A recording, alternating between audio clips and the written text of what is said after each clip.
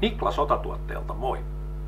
Multimaster on meidän niin sanottu lippulaiva-tuote ja siihen löytyy toista sataa erilaista tarviketta ja tänään lanseeraamme uuden tarvikkeen tähän pitkään listaan.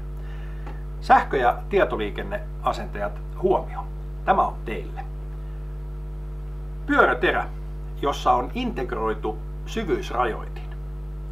Jos joskus on tarvinnut avata esimerkiksi jakorasian kansia, johtokouruja tai elektroniikan peitelevyjä, siellä takana saattaa olla jotain vahingoittuvaa materiaalia, ei oikein tiedä, että kuinka syvälle sinne pääsee leikkaamaan tai pystyy leikkaamaan. Ja tavallisella terällä niin voi herkästi lipsahtaa, jolloin siellä takana oleva materiaali tai johto vahingoittuu.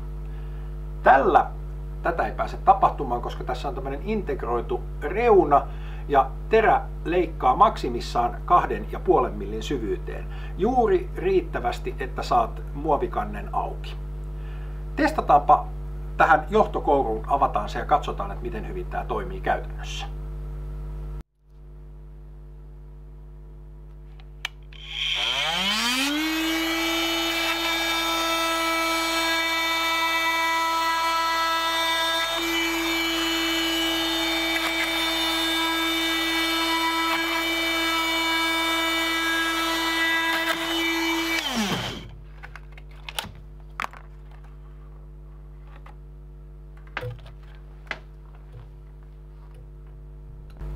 Sehän sujuu mukavasti.